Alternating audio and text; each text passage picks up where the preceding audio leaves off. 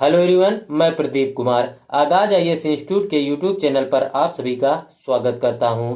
तो आइए आज के इस वीडियो में हम लोग बात करने वाले हैं विज्ञान एवं प्रौद्योगिकी। विज्ञान एवं प्रौद्योगिकी से रिलेटेड यूपीएससी के लिए प्रीलिम्स और मेंस के आज के जितने भी मोस्ट इम्पोर्टेंट टॉपिक है हम आप लोगों के लिए लेकर आए हैं। तो चलिए देखते हैं। तो देखिए, प्रीलिम्स के लिए जो टॉपिक है वो है फास्ट इन्फिनिटेसिमल टाइम है, कोलेसेंट और प्रोसेस है, और जीनोमिक सीक्वेंसिंग है। और मेंस के लिए जो टॉपिक है वो जीनोम सीक्वेंस और इसका महत्व, मानव विकास में जनसंख्या बाधा और आधुनिक मानव के लिए इसके निहितार्थ है।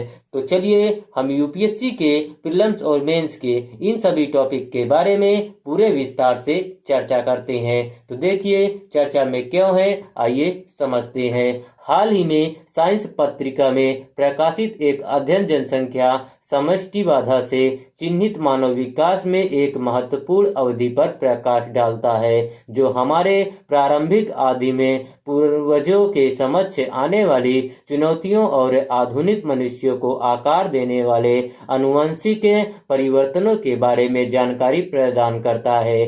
चीन, इटली और अमेरिका के शोधकर्ताओं ने इस बाधा की जांच करने के लिए फास्ट इन्फिनिटेसिमल टाइम कोलेसेंट प्रोसेस नामक एक नवीन जीनोमिक विश्लेषण तकनीक का उपयोग किया। तो देखिए आइए देखते हैं फिटकोल, जो फिटकोल होता है वो क्या है, आइए समझते हैं। तो देखिए यह आधुनिक मानव जीनोमिक अनुक्रमों का प्रयोग कर प्राचीन समष्टि आकार और जनसांख्यिकीय इतिहास का अनुमान लगाने की एक विधि है तथा साइट फ्रीक्वेंसी स्पेक्ट्रम के लिए समग्र संभावना की गणना करती है, जो अनुक्रमों में अलील आवृत्तियों का वितरण है। और देखिए फिटकोल मानव विकासवादी इतिहास में गंभीर बाधाओं और प्रजाति की घटनाओं का पता लगा सकता है, जिन्हें जीवाश्म रिकॉर्ड से देखना मुश्किल है।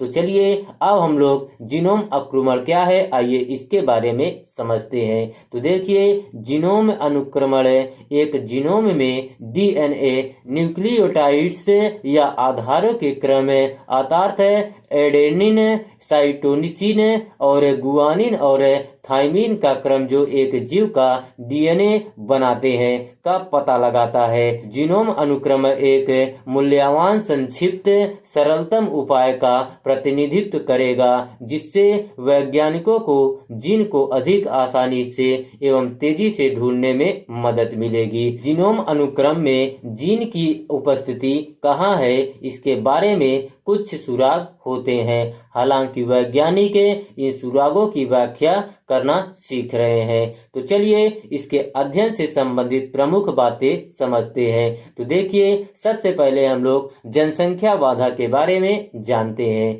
तो देखिए जनसंख्या बाधा का आशय पर्यावरणीय घटनाओं अथवा मानवीय गतिविधियों के कारण आबादी के आकार में तीव्र कमी से है, जो आबादी के एक बड़े प्रतिशत के प्रजनन को समाप्त कर देती है अथवा रोक देती है। इससे शेष आबादी की आनुवंशिक विविधता तथा बदलती परिस्थितियों के अनुकूलन ढलने की क्षमता कम हो जाती है।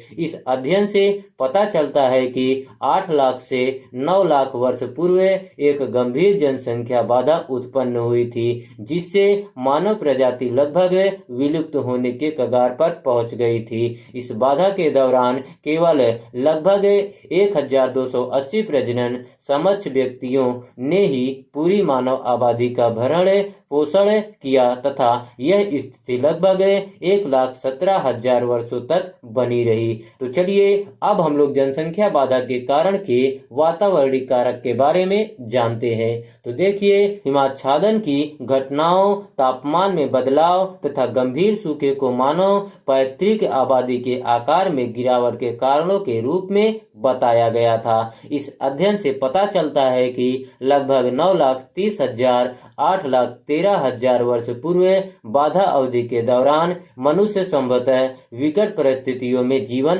बिता रहे थे। अन्य प्रजातियों की जान की हानि ने भी जनसंख्या बाधा में योगदान दिया, जो पूर्वजों के लिए संभावित भोजन स्रोत थे। तो चलिए अब हम लोग आनुवंशिक विविधता का नुकसान के बारे में जानते हैं। तो देखिए, प्रारंभिक आदिम मानव पूर्वजों ने बाधा अवधि के दौरान जीवन की गंभीर हानि का अनुभव किया। इसके परिणाम स्वरूप आनुवंशिक विविधता का काफी नुकसान हुआ। अनुमान के मुताबिक प्रारंभिक से मध्य प्लेस्टोसीन युग 2 मिलियन से 11,000 वर्ष पहले के दौरान मनुष्यों की वर्तमान आनुवंशिक विविधता का 65.85% संभावित रूप से नष्ट हो गया। तो चलिए अब हम लोग विशिष्टता की घटना के बारे में समझ लेते हैं। तो देखिए, मानव विकास में बाधा उत्पन्न करने वाली घटना के परिणाम स्वरूप 2 पैतृक गुणसूत्रों का संलयन हुआ, जिससे आधुनिक मनुष्यों में